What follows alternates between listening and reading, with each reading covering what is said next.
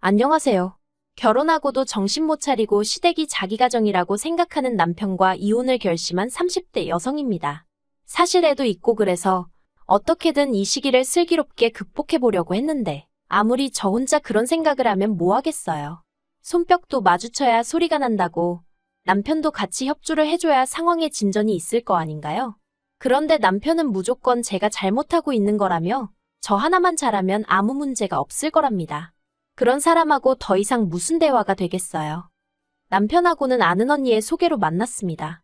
당시 저는 건강상의 이유로 잠시 일을 쉬면서 여러 가지 운동을 배우기 시작했는데 아는 언니가 자기 지인 중에 운동에 일가견이 있는 사람이 있다면서 굳이 자리를 만들어주겠다고 하더라고요. 솔직히 내키지는 않았지만 그래도 언니 딴에는 신경 써주는 건데 거절하기도 그렇고 또 한편으론 그런 사람 한 명 정도는 알고 지내도 나쁠 건 없겠다 싶대요. 그래서 언니에게 한번 만나보겠다고 하고는 그렇게 소개를 받게 된 사람이 바로 지금의 남편이에요. 평범한 직장인이던 남편은 알고 보니 대학 시절 체육학과를 전공해서인지 언니 말대로 다양한 운동에 해박한 지식을 갖고 있었습니다. 한참 사귀던 당시 저는 다른 무엇보다도 남편의 성실한 성격에 매력을 느꼈어요. 남편은 퇴근하기가 무섭게 헬스장으로 향하는 소위 바른생활 사나이였기 때문이지요. 그리고 술, 담배는 전혀 하지 않는 데다가 여자에게도 별 관심이 없었으니 솔직히 제가 신경 쓸 만한 상황이 한 번도 없었답니다. 사실 제 친언니는 친구가 정말 많은 형부하고 결혼을 한 탓에 여러 가지로 소가리를 많이 했어요. 특히나 남자는 인간관계가 중요하다면서 얼마나 술자리가 잦았는지 언니가 몇 번이나 친정부모님 앞에서 눈물을 흘리기도 했지요. 그래서 저는 절대로 술자리 좋아하는 남자는 만나지 않겠다고 다짐했는데 그런 면에서 남편은 정말 제 이상형에 가까운 사람이었네요. 사귄 지 2년 만에 남편에게 정식으로 프로포즈를 받고 저는 2번 고민할 것도 없이 예스를 외쳤습니다. 그리고 양가 가족들과 친구들의 축복을 받으며 부부의 연을 맺게 되었지요. 그때만 해도 저는 제가 정말 지극히 정상적인 집구석에 시집을 갔다고 믿었습니다. 집이 아니라 집구석이라고 표현하는 건 생각만 해도 지긋지긋해서 그래요. 정말이지. 시어머니든 남편이든 둘 중 한 명이라도 진작에 본색을 보여줬다면 오늘날 제가 이렇게 이혼을 생각할 일도 이런 사연의 주인공이 될 일도 없었을 텐데 생각할수록 분할 뿐입니다. 결혼 전 시댁에 인사를 드리러 갔을 때도 시어머니는 당신이 딸이 없어서 늘 한이었다며 저하고 모녀 사이처럼 지내고 싶다고 몇 번이나 말씀하셨습니다. 그리고 실제로도 저에게 무척이나 잘해주셨어요. 가만히 앉아있어라. 아무것도 하지 말아라 늘 입버릇처럼 그렇게 말씀하실 정도로요. 하지만 아무리 어머님이 그렇게 말씀하신들 결혼하겠다고 인사드리러 간 예비며느리가 어떻게 가만히 있었겠어요? 가시방석에 앉은 듯 얼마나 불편한 자리였는데요. 그래서 어머님이 굳이 시키지 않으셨어도 잔심부름 거들어가며 그렇게 눈치껏 행동하고 그랬습니다. 그리고 속으로는 그래도 정말 이런 시부모님을 만나다니 나는 정말 운이 좋은 사람이구나 생각했지요. 그런데 막상식을 올리고 뭐랄까요? 진정한 의미의 가족이 되고 나니 어머님이 정말 저를 딸처럼 편하게 생각하신 건지 툭하면 저를 상대로 삐지시는 거예요. 사실 남편에게는 위로 5살 많은 아주버님이 계세요. 그리고 아주버님은 일찍이 결혼을 하셨고요. 그런데 딸이 없어 저와는 모녀 사이처럼 지내고 싶다는 어머님이 어째서인지 형님과는 영 사이가 편치 않아 보였습니다. 그래서 남편에게 어머님하고 형님하고 사이가 별로냐고 물으니 남편이 저더러 형님이 이상한 사람이라고 하더라고요. 어머님은 그저 형님하고 가깝게 지내고 싶어 하셨을 뿐인데 형님이 벽을 쳤다나 어쩐다나 하면서 아주 열불을 내대요. 그리고 그때만 하더라도 제가 형님하고 몇 번 대화를 나눠본 적도 없고 그래서 솔직히 형님이 어떤 사람인지 전혀 몰랐거든요. 그래서 남편 이야기만 듣곤 형님 성격이 좀 까칠한가 보다 그렇게만 생각했습니다. 그런데 이게 웬걸. 제가 어머님을 겪어보니까 까놓고 말해서 형님이 아주버님이랑 이혼을 안 하는 게 용하다 싶을 지경이었어요. 돌이켜 생각해보면 모든 문제가 시작된 건 시부모님이 저희 부부가 사는 지역으로 이사를 오시면서였어요. 결혼을 하고 얼마 지나지 않아 원래는 다시 복직을 하려고 했었는데 제가 임신을 하면서 그 계획이 미뤄졌거든요.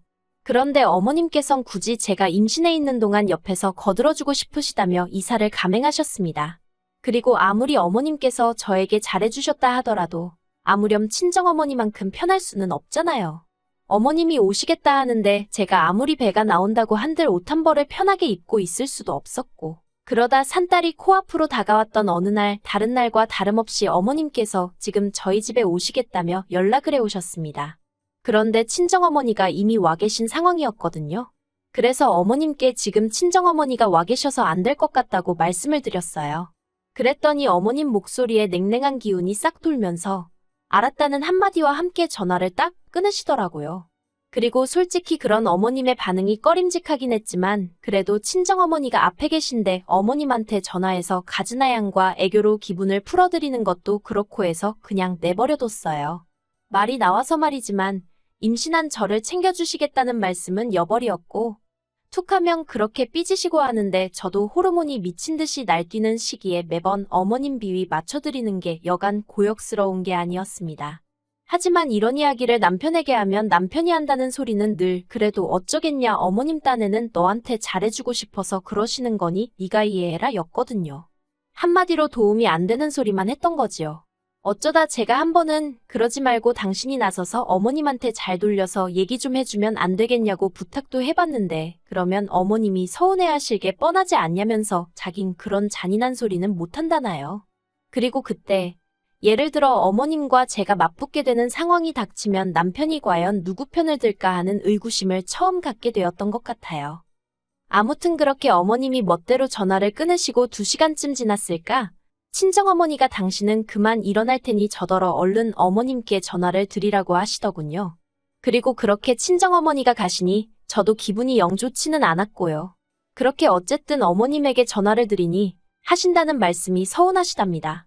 저 주려고 불고기에 뭐에 이것저것 만들어놨는데 제가 대번에 친정어머니 와 계시다고 그래서 너무 속상했다나요. 참고로 저는 어머님께 불고기니 뭐니 부탁드린 적이 없습니다. 그리고 또 말이 나왔으니 말인데 저희 어머님은 받는 사람 상황은 생각지 않으시고 당신이 내키는 대로 하시는 분이셨어요. 예를 들어 제가 콩을 못 먹거든요. 그런데도 콩이 건강에 좋다면서 한동안 콩밥에 콩조림에 콩국물에 콩콩콩콩 이러면 어머님이 해주신 건데 참아버리지도 못하고 그리고 안 좋아해서 안 먹는 게 아니라 정말 속에서 안 받아서 못 먹는 건데 왜 맛도 안 보냐. 먹는다고 죽는 것도 아니지 않냐 하는 남편의 잔소리까지 들어야 했으니 정말 환장할 노릇이었어요. 오죽하면 제가 어떻게 되나 한번 보고 정신 좀 차리시라고 그걸 시댁에서 억지로 먹고 화장실로 달려가 토하기까지 했다니까요. 아무튼 그 정도의 어떤 강경책을 쓰지 않으면 저희 어머님은 멈추지 못하는 폭주기관차처럼 당신 방식대로 밀어붙이는 시기셨네요. 하지만 제가 결정적으로 차라리 이혼을 하는 편이 낫겠구나 하고 마음을 먹게 된 건 제가 출산한 이후로 어머님이 보이신 행동들 때문이었습니다. 일단 저는 출산 후 산후조리원에 가는 대신 친정어머니께 돈을 드리고 친정에서 산후조리를 했어요. 친정어머니가 관련 자격증을 갖고 계시기도 했고 간호사로 오랫동안 일을 하셨거든요. 그래서 친정어머니와 시간도 보낼 겸 친정에서 산후조리를 하게 된 거지요. 그런데 남편이 한다는 말이 이 일로 시어머니가 생병이 나셨답니다. 제가 그게 무슨 말이냐니까 산후조리원에 안 가는 줄 알았으면 산후조리는 당신이 해줬어도 되는 거 아니냐며 왜 제가 어머님께는 묻지도 않고 친정으로 갔는지 모르겠다며 너무 서운하다고 하셨다는 거예요. 어이가 없어서 남편더러 당신도 생각을 해보라고 내 입장에선 당연히 친정에서 산후조리하는 게 10배 100배 편하지 어떻게 어머님한테 산후조리를 부탁드리겠냐고요. 그러자 남편이 제 말도 무슨 말인지는 알지만 그래도 말이라도 한번 물어봤으면 좋았을 것 같답니다. 아니, 어차피 어머님이 해주신다고 해도 내가 싫다고 거절을 할 건데 왜 실없는 소리를 하느냐고 말도 안 되는 억지 좀 쓰지 말라고 했네요. 그런데도 끝까지 남편은 저더러 그러지 말고 그래도 어머님한테 전화 좀 드리고 죄송하다고 말이라도 하라나요. 제가 됐다고 사과할 일을 사과해야지 무슨 난 사과 안 한다고 기대하지 말라고 했어요. 그리고 그렇게 어머님이 일주일에 저 때문에 마음 상하셨다며 연락이 없으셨습니다. 솔직히 얼마나 편하던지 숨통이 트이는 기분이었네요. 그리고 이후로도 친정어머니에게 여러 가지로 도움을 받은 게 사실이에요. 친정에서 2주 정도 시간을 보내고 집으로 돌아왔지만 애를 처음 키워보니 실수투성일 수밖에 없었잖아요. 그러다 보니 반찬이니 뭐니 그런 거 할 시간도 전혀 없었고 무엇보다 잠을 못 자니까 환장하겠더라고요. 그래서 친정어머니께 번번이 연락을 드리고 그러면 친정어머니도 금세 오셔서 제 손발이 되어주셨습니다. 이때를 생각하면 정말이지 친정어머니가 아니었으면 어떻게 버텨냈을까 싶어요. 그런데 어머님은 이렇게 친정어머니가 저를 도와주러 집에 와주시는 것도 질투를 하셨습니다. 당신도 도와줄 수 있는데 왜 매번 친정에만 연락을 하느냐는 거였지요. 그런데 솔직히 말해서 어머님은 정말 도움이 하나도 안 되는 분이셨어요. 일례로 저희 애는 품에 안겨야만 잠을 자는 편이었거든요. 그리고 등에 무슨 센서라도 달린 것 마냥 내려놓으면 내려놓기가 무섭게 잠에서 깨서 울어버렸고요.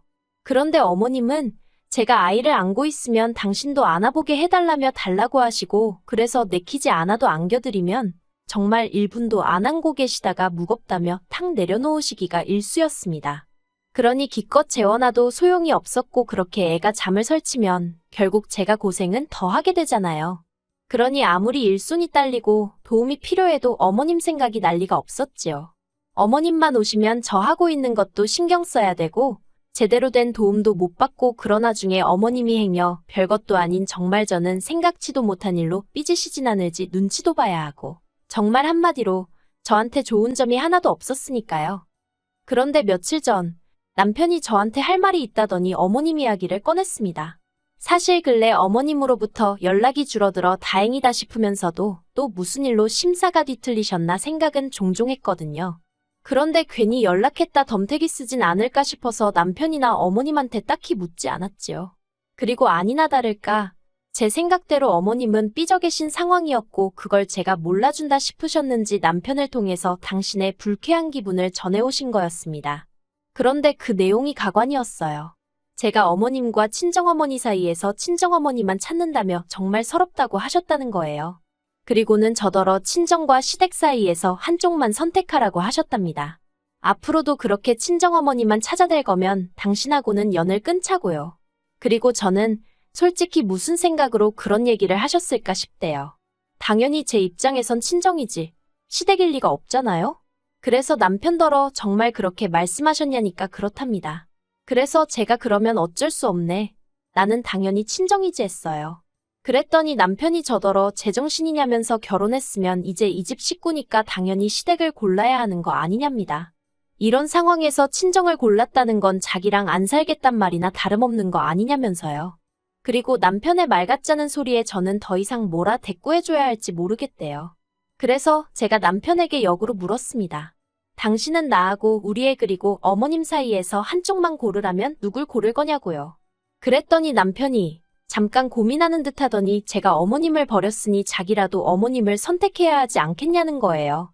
그리고 전 솔직히 믿는 구석이라고 해야 할지 그러니까 적어도 남편이 그런 한심한 대답을 할 줄은 상상도 못하고 한 질문이었거든요. 그런데 명색이 애아빠란 사람이 애는 안중에도 없고 떡하니 어머님을 고르는 걸 보고는 아, 이 인간은 아니구나. 남편으로도 애아빠로도 안 될 사람이구나 싶대요.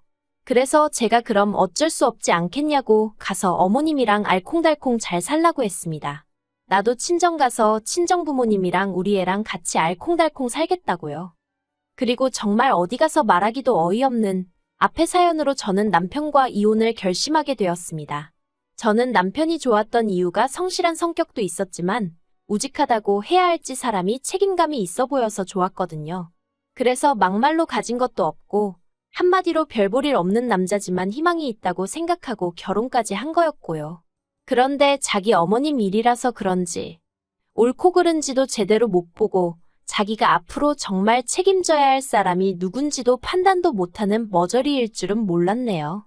그래서 남편에게 이혼하자 했더니 저더러 제 심사가 꼬여서 이 지경이 된 거라며 지금이라도 시어머니께 앞으로는 친정어머니한테 하듯이 잘하겠다고 섭섭하게 해서 죄송하다고 사과만 하랍니다.